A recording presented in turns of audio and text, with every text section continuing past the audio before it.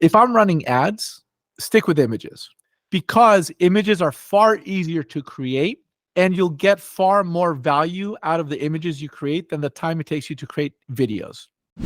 Welcome back to the My Future Business Show. It's Rick Nuske here. I'm your host. I'm also the luckiest person in the world to be able to host amazing people on the show. And on today's show, I have the pleasure of welcoming business owner and marketing expert, Robert Brill. Welcome to the show, Robert. Hi, Rick. Thanks for having me. Absolute pleasure. Now, you and I are going to be talking about how marketing and advertising helps businesses grow and the things business owners need to do to achieve results from their marketing and advertising campaigns. Now, there is certainly a lot to unpack just in that opening sentence alone. But first things first, where are you calling in from? Los Angeles. Beautiful. Yes. Now, tell me what do you love about the place?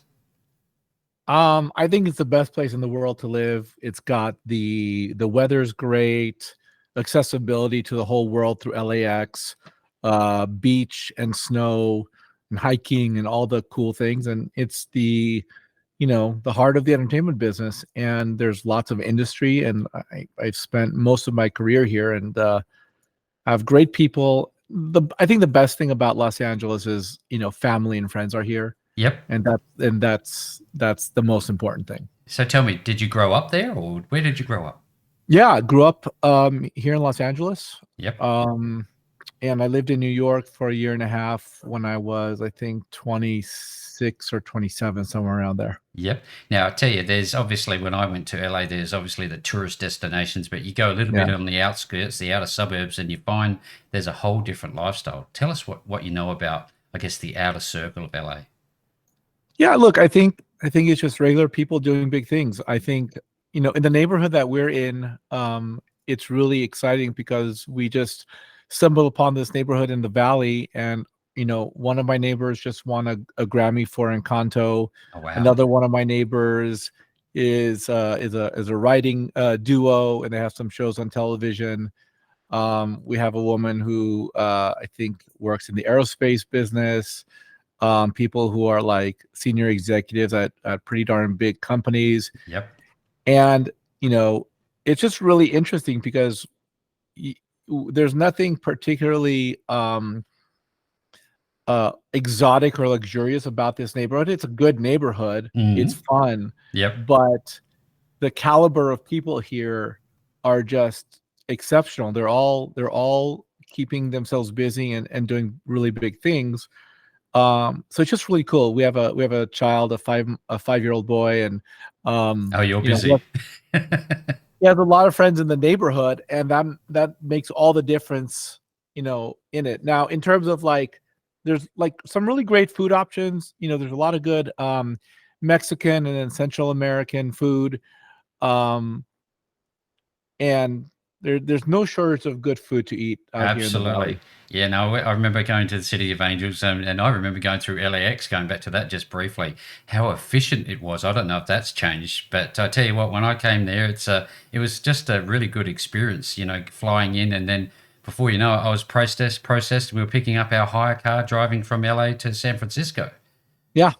It's a nice airport. I really enjoy it, and having access to some of the lounges is a nice win as well. Oh yeah, absolutely. Now, do you want to travel? Do you have, what's your bucket list look like? Do you want to go more outside of the States? What's happening there? I do. The most exotic trip I've ever taken was with my then girlfriend, now wife. We went to Hong Kong, Vietnam, Singapore, and Bali. Singapore was only for a few days, but it was absolutely glorious. The rest of those destinations were longer. Yeah, now look. So I'd like to do more China. I'd like to go back to Hong Kong, which was amazing. I want to hit Africa, Japan. But I think, it's comfortable and far more relaxing to go to places like Hawaii. Oh yeah. So part of the States. We like to go everywhere. Yeah, no, that's wonderful feedback. Now, I know that as a busy business owner, finding the time just to give yourself permission to relax may be challenging. Do you give yourself that permission to settle down and just relax occasionally? I one of the key things about this line of work is I have freedom, and it's freedom of time and freedom to choose what I work on, and to a degree freedom of money. Yep. And um, I I do what I feel passionate about at the moment, and a lot of the times I do feel like working. And it's not because I have to; it's because I know there's something that I need to get out of my brain into a computer pretty Yep. darn quickly at the moment when it comes up. When I rest, I will rest when we're on vacation. So we have a vacation at some point coming up, and I don't have any meetings scheduled for that period of time. I'm blocked out and unavailable. Now, I remember growing 100%. up, and that was some of the most fantastic years. I was surrounded by loving, grandparents and uncles and aunties and the likes. And what was life like growing up for you? Modest, middle class. Yep. Lived in an apartment, and went to school and went to Cal State Northridge for college. Life was Life was generally normal, unremarkable. unremarkable, and that's sometimes the best way, isn't it? 100%. In those formative years, did you have any people around you, anybody around you that you really connected with that helped you become the person that you've become today, do you think? Yeah, I mean, definitely my parents early on.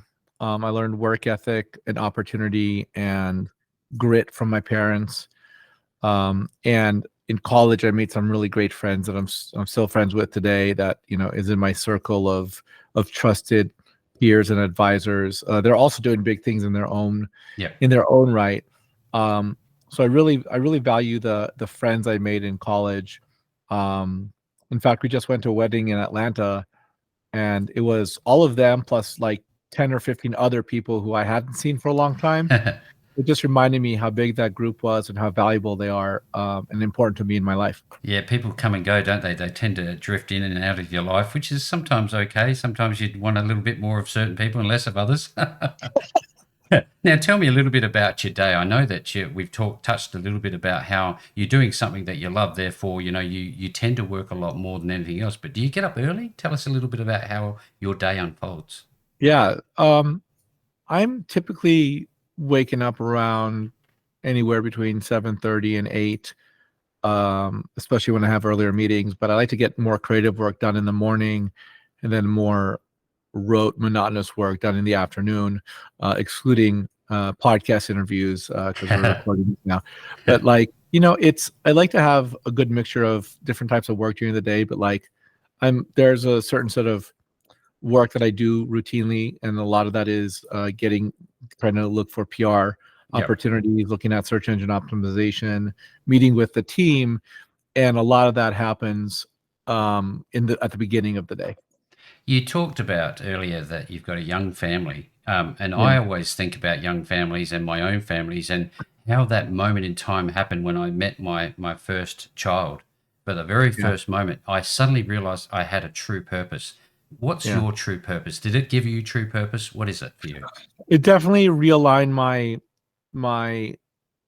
my hierarchy of needs and desires. Mm, Um, it changed the decisions I've made over the years. Not big decisions, but you know, like traveling is fun now, but it's far less interesting if I'm not with my family. absolutely. There's a certain part of me that doesn't want to travel when when it's not with the family.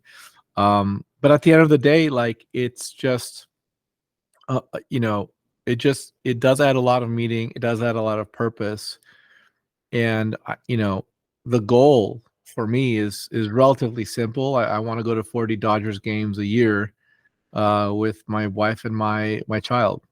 Excellent. That's what I'm looking for. I love it. Absolutely love it. Now, tell me a little bit about your first entrepreneurial experience. I remember mine was washing cars when I was about 11 years old. Can you recall yours?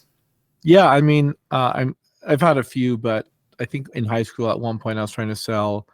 I'll make PowerPoint presentations for people Oh, who wow. didn't know how to use PowerPoint. I mean, I probably made like $100 or something. Yeah, cool. Um, at some point in college, I was in a fraternity, and I went in with one of my fraternity brothers. We sold water at an event, and we lost $100. So I basically broke even from high school to college. Yeah. And it was an interesting set of experiences. When I was in when I was in college, when I graduated from college, I had a friend who was like, I'm going to be an entrepreneur. I'm going to do all these different types of entrepreneurial things. I told my parents, like, hey, I want to be an entrepreneur as well. Yep. They're like, but you don't know anything. They was graduating from college. Hello. And so I was like, all right, I guess I'm going back to work, or I'd worked throughout college. Yeah. So, um, I think, and it was a really valuable insight and experience for me because I believe that I didn't really have much to offer. Maybe I could have figured it out. Maybe I wouldn't have. But after spending 10 years working in the advertising business, I really had an opportunity to learn the ins and outs of the advertising business, which made me a far more valuable business owner for Today. the clients that we work with. Thank you for the feedback. Loving this call. Now, you touched on learning. Is it lifelong for you? Do you continue to learn, and how important is it for you? I think learning is about experiences and about learning oneself. I think that's very important. Mm. People often want jobs or want experiences that are misaligned with what they want the outcome, but they don't want the experience, in other words. Yeah. I want to make a lot of money, but you don't want to, most people don't want to do the jobs that pay them a lot of money Yeah, because absolutely. they're hard jobs that maybe don't miss that maybe are not aligned with the thing that they're best at. And I've certainly taken a job here and there for the money and realized I didn't like it. And I was warned, you're probably not going to like this job, but I went there for the money. And I think as I've gotten older, it's really about understanding the nuances of what you're trying to accomplish, understanding who you are, and understanding what best aligns with who you are and what you're trying to accomplish ultimately. And it sounds easy to say when you're in a position of power, but I think the more people can do that, the more they can find the happiness for them, and that's going to be critical. I wonder when I have these sorts of conversations, because there are so many startup entrepreneurs that listen into the show as well as existing business owners. I wonder about mindset because sometimes I roll out of bed and wish I could just pull the covers over my head. Do you get those days? And what would you say to somebody who is struggling? What do you do to get past that? Yeah, I do. I had one of those days on Saturday, actually. So first of all, it's better if it happens on a weekend. Oh, yeah. What I'll say is that, the thing that keeps you going is your mindset. And Yeah. that's, it's okay to have off days. Like we all have off days. We all do work that we don't really want to do, but it's how you respond to the off days that helps you become successful. Yeah. It's not about getting punched, figuratively speaking. It's not about getting punched in the face. It's about what you do afterwards that makes the difference, and how you get up and whether or not you fight back and whether or not you succeed. So on tactically, what I do on days where I'm just not feeling good is number one, I give myself permission to, like, if I just don't want to do it, I won't do it. I never have those days where I just don't work. Yeah. Yeah. I'm always passionate and engaged and raring to go. But I tell myself I can just go see a movie today if I want to, and I never do. I there before COVID, I would joke with my wife, all right, I'm gonna go see a movie, or I'm gonna go by myself to some hip hop concert that my wife isn't interested in, but I am. And it's like she knows I'm never gonna do it, and she encourages me to actually go do it. Like, Robert, you've been telling me you want to see a movie in theaters for like 3 weeks now. Go You actually haven't do it. done it. Because at the end of the day, when I have a tough day, or when I in the morning when I have a tough day, I just say, look, I'm going to do 20 minutes of something.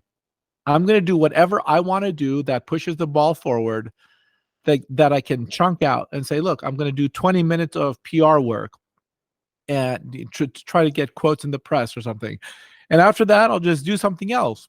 And once my brain fires up and the gears start turning, that 20 minutes turns into 40 and turns into an hour. And I've been primed to do good work because I gave myself the grace to not do anything if I don't want to. So on those days that are tough, give yourself grace to just not do anything and do what feels right. Isn't it wonderful to have that level of control? 100%. And then there are trends, right? The trends over time are what are the trends? What are the things I routinely don't want to do that I could outsource to someone else? Like for example, I just today put in the job offer for my very first search engine optimization specialist Oh, for our business to do SEO exclusively for us. fantastic. It's work I'd been doing for 3-4 months, Yep. and it's like someone else can do this, and I'm going to train them. They're going to do great work, and that'll be it. So at some point, understanding the patterns in the business or the patterns in the life that need to be optimized is always a good way of looking at why don't you want to do the work? Why do I feel uninspired by the work? And if you can outsource it, especially for someone who has maybe higher value tasks, and you can outsource it to someone who has lower value tasks, have them do it. Yep. Hire someone, and it'll be a great way to expand what you're able to do in a meaningful way. That's great feedback. So many people on this call will be getting so much value from this. Thank you very much, Robert. Now, tell me, out of all of the things that you do, what's one thing that you do the best? You've just touched on SEO, for example. Is there one Yeah. skill set that you have that stands out above all others? Business and marketing strategy is where I shine. Mm-hmm. Um, I think followed closely by building agencies. Yep. Um, and those two are interconnected. When I look back at the companies so our business, we're a white label media buying firm. That means we partner up with agencies. They do creative work or strategy work or whatever, and it could be a one-person shop or it could be a 200-person shop, and they need ads to run on Facebook and TikTok and Google and Hulu and everything else. Yeah. So our job is to put the strategy together and then activate it. So I've been doing this for 20 years. At the 10-year mark is when I started my business. I knew how to be an ad buyer. I knew how to run ads. Yeah. Now, we have really smart, talented, exceptional people doing that on our team.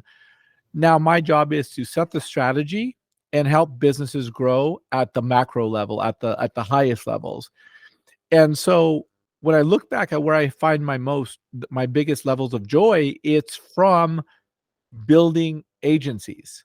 When I Yep. look at our partners, it's the people who I worked with who didn't have an agency, got inspired, they started an agency, and now they're giving us more business than ever in a really meaningful way, in a way that fits their passion points as well. And so I really get a kick out of talking to early stage agency owners and longer, other agency owners who have been in the business longer. Yep. We've actually created an agency acceleration program because I just really enjoy doing this. I really enjoy talking about how PR and SEO and social media and paid media all work together, so that my goal has always been, I want people to have the freedom that I have. I don't want to ask people for time off.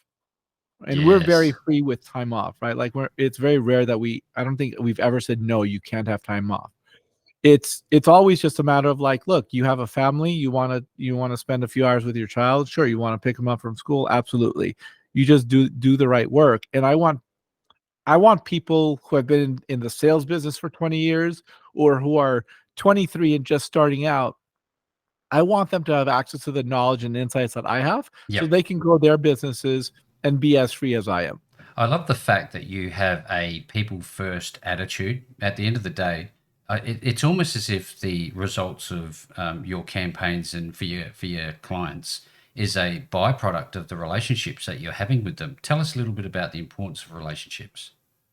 Yeah, I mean, our business grew because of my network. Yep. When I started this business, there's kind of like three levels of entrepreneurship I've learned. There's the practitioner work, you know how to do something, whether you're a plumber or a programmatic media buyer or whatever the case is. Like you just are an expert in one thing. The next level of entrepreneurship is growing teams or being a manager and being able to inspire and motivate teams. And then the last place is growing the business. And those all work when you know the other two levels really well. I didn't know how to sell when I started on this adventure. And so I grew because of partnerships, hence our model, white label media buying for agencies. I'm an entrepreneur. So I knew how to be an entrepreneur from prior job experiences where we build systems and teams and operations processes as a way of integrating with other businesses on the marketing and advertising side. So the way that we've been able to grow is by companies who had worked with us or with me in the past, former chief executive officers, people I'd done consulting work with. Yep. People came out of the woodwork and recommended clients from like people I'd worked with like 15, 17 years ago. And all of these are based on trust, doing good work, being a person that can be relied upon to get things done. And that's how you build a network over time. The pro is that those relationships are important and everything is built on trust, and our business is built on trust. The downside to that is it's hard to manufacture that. You can't create those levels of trust and shared experiences easily. So but yeah, I've run my business off of the back of relationships for many years now. You can't artificially manufacture those strong relationships. That's for sure and certain. Loving the feedback. Thank you so very much. Now, I know you touched on the Brill Media team a little bit, but I'd love to bring them to the fore. Tell us about the team. Yeah, I mean, we have an excellent chief operations officer, followed by a director of media, an accounts director, really just a team of people who are very experienced. A lot of agencies will hire people with very little or no experience to run campaigns. And of course they fail because you can get all the certificates and coaching as you like, but at the end of the day, experience is what matters. And so our team is powered by very experienced individuals. That's number one. Number two, it's redundancy. We don't have people off in a corner doing things that are just pie in the sky. Yep. We have peer review systems, we have supervisory review systems, and then we have the account managers looking for overall performance on a campaign. Yeah, so there's lots going on. Right. So you don't have you're never worried about one person going rogue and doing something ridiculous. And then number three, our systems work because we have strong standard operating procedures. People know when their job stops and when it starts. And as a result, our people stay with us longer because they're happier with their work. They're more fulfilled because they know they're succeeding because they know how to succeed, which then means we have internal knowledge and insights that are developed. They're passed down and shared amongst the team. And then clients become happier because we're doing better with our overall work. And at the end of the day, our business can thrive because we have great people doing great work for our clients, and I can focus on bringing in new business and developing our sales apparatus. So there's an extension to this conversation, Robert, is the values, vision, and mission of the business. It seems to me that you can only deliver great customer service and satisfaction through that alignment. How do you go about that? Yeah, I mean, I think we actually need to do better at that, just in full transparency. I think the team knows. Yeah, I think the team knows what they're trying to accomplish. I think I haven't done as well to articulate the vision and the mission for the business as I think I've frankly done in shows and in PR content that I write. Yep. And that's actually one of the processes we're working through right now, where standard operating procedures have been such a massive unlock of growth for our business that in order to unlock the next level of growth, I'm looking for a revamp of our standard operating procedures, not to take away what's working, but to make it more refined and to have different systems that can be added and visualize systems so that we can, for example, grow our sales team. Simply hiring out a search engine an SEO specialist can only happen when I can give them very specific rules on what I want them or instructions on what I want them to do. Yeah. And they will succeed if they have KPIs and metrics to succeed. Now, as an organization, I don't think we have the KPIs and business goals in place as much as we would like, but by the middle of this year, we will absolutely have that, because it's just important to get everyone aligned. But we've done exceptionally well for not having any of that in place, frankly. No, look, I think you absolutely have. That ethos of continuous improvement, incremental improvement, that's really what you're talking about. And you know what? The imperfection within your business is what, to me, makes it perfect, because there are good people in the organization doing what they can with the resources that they have available. Now, tell me, when you bring on a new client, I guess first there's a two-part question. Who is your ideal client, and what is the process when they come on board to identify their I guess, their hot needs? Yeah. So our ideal clients, we have kind of like three segments. Agencies are going to be number one. Agencies with anywhere from a few people to hundreds of people, who have anywhere from tens of thousands to hundreds of thousands to spend in advertising monthly.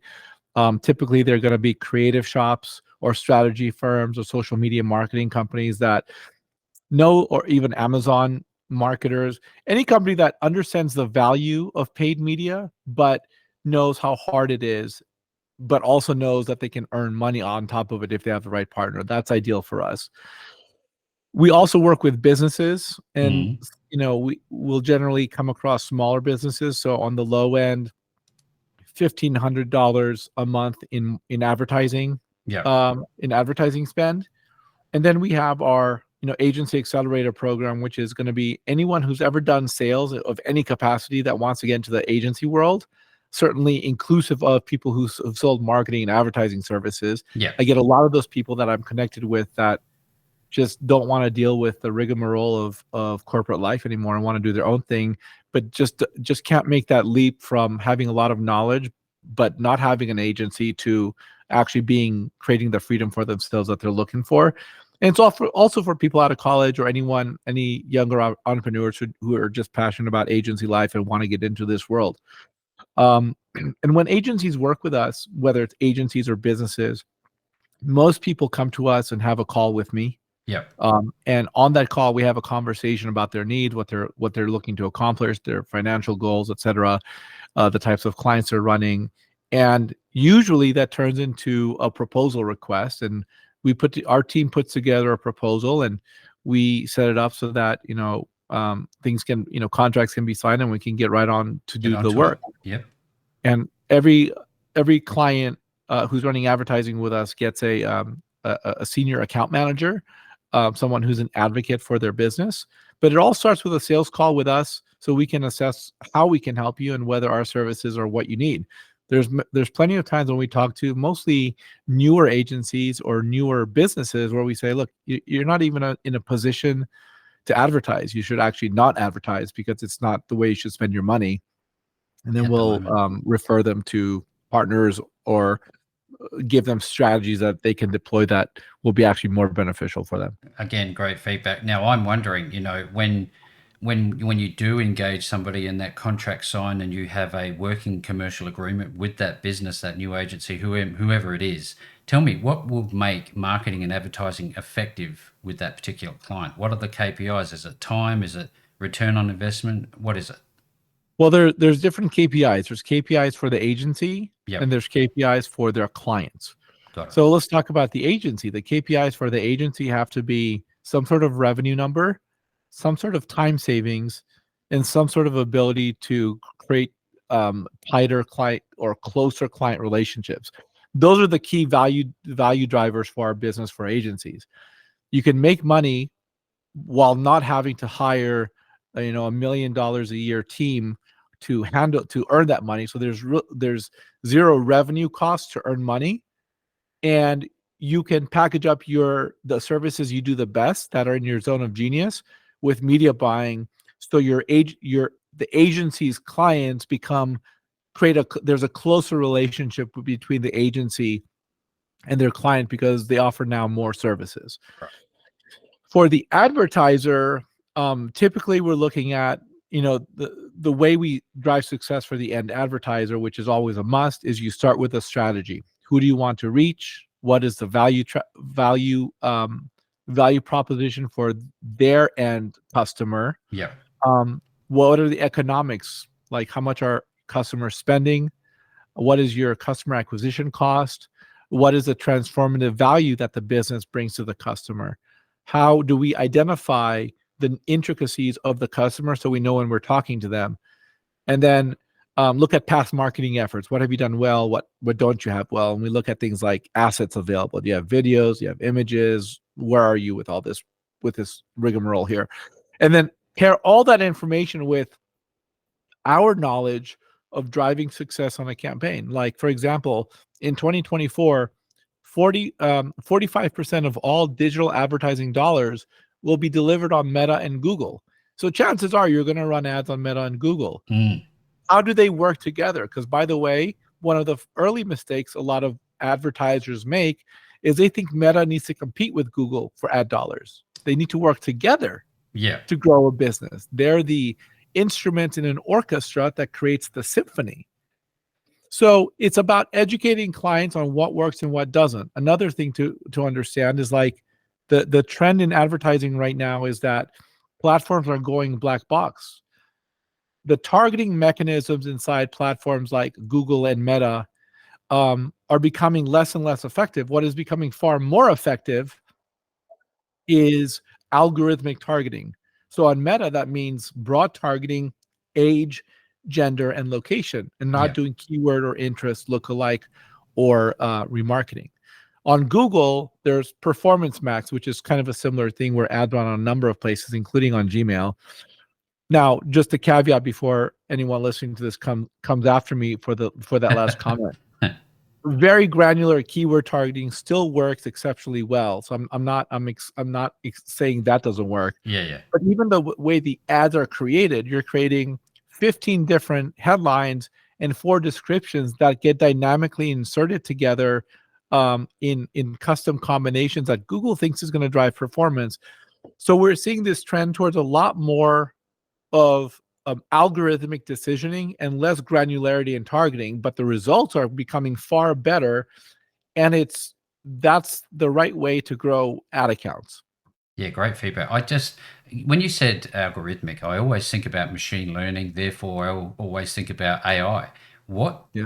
What part is that playing in today's marketing and advertising world? If you're advertising on Meta, you're the beneficiary of AI and machine learning. Yeah. But how that happens and the intricacies of that, Who people knows? far smarter than me and people who work at Meta know the intricacies of that. But fundamentally, the output, the result of that is ads on Meta are routed to the right person based on the content of the ads. Yep. And that's why broad targeting works. That's why we can target 140 million people in the United States and still reach the right 20 to 40,000 agency owners that exist in the United States. It's incredible. Now, AI in other parts of marketing and advertising, incredibly valuable as well. Like my opinion is that AI for most businesses should be looked at as an accelerator of research and a reduction of a way to reduce time to go to market. Yep. What I mean by that is, you can routinely use Chat GPT with the goal of ensuring that you write better copy or you do research or you create an outline for an article. What you should not do is copy and paste the output of Chat GPT or any other AI and put it into a web page Verbatim. or put it into an email, because number one, people can pick up on AI written content. And number two, more importantly, Google will pick up on AI written content and deprioritize the page or the site that does that routinely. So the way we use AI, for example, for SEO Mhm. is we research with ChatGPT for like 2 minutes. So we ask questions that will give us an outline rather than spending 20 to 40 minutes across the web researching it manually.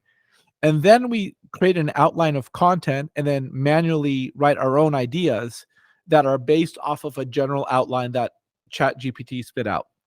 Yeah, that's incredible, isn't it? So I really, I think there's a level of disintermediation.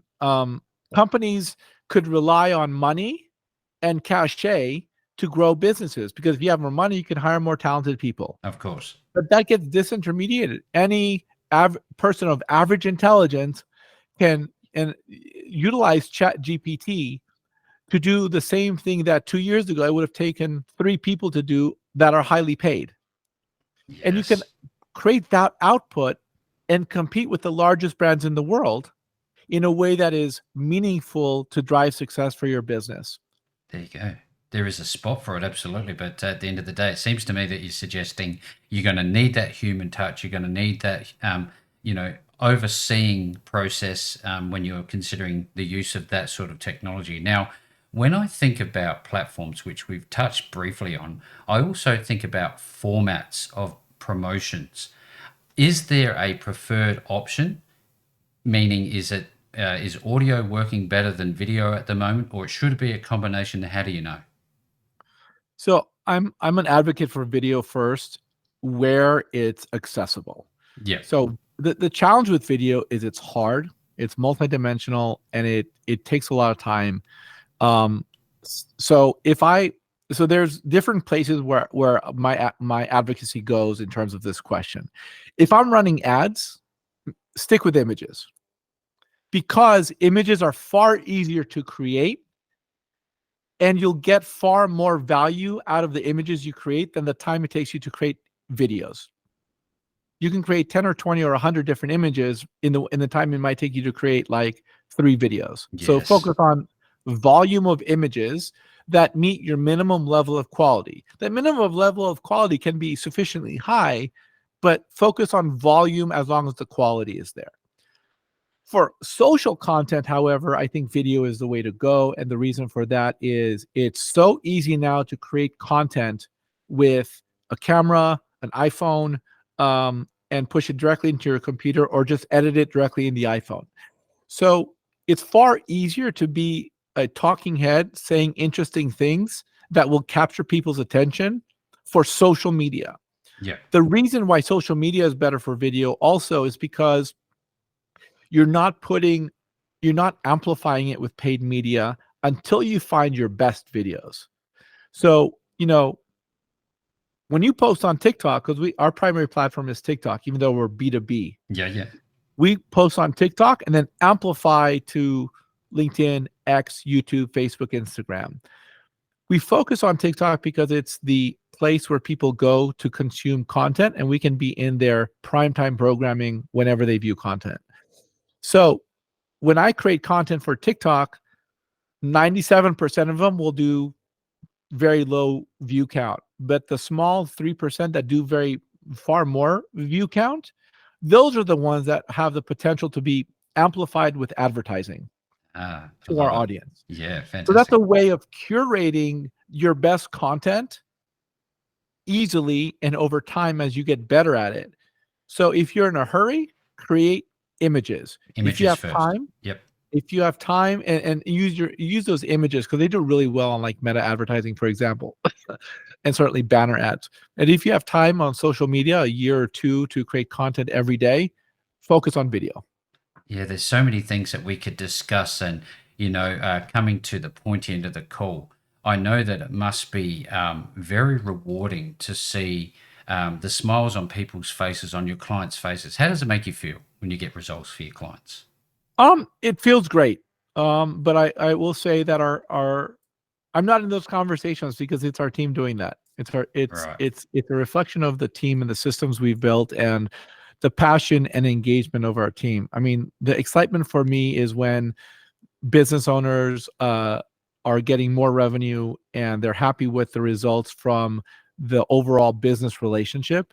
That is what I find particularly interesting. And I also love just getting together with agency owners because we're in a kind of a thankless business. Yeah. In our business, the thank you is never said as a thank you. It's usually said as here's a renewal or we Uh-huh. have another proposal, Yep. right? Because everyone thinks it's their idea and we're just the hands that are doing it and they're the thinkers, which is fine. I'm 100% That's okay fine. with that. Yep. Yeah. But the thank you comes when they want to have a chat because I have some good ideas and they want to learn more or they have renewals for us. Those are the moments when I know that you may not be saying uh we do have clients who are very robust about how they say thank you, but far more often it's just here's a renewal, we did good, let's do more of it. You need And to that's read the great. sign. I guess you guys have learned to read the signs, which is a really good thing. And you're doing some 100%. incredible things. Now, tell me, when somebody is looking for you and they want to learn more and they want to connect with either you or your team, what's the process? How do they go about it? Where are they going to find you?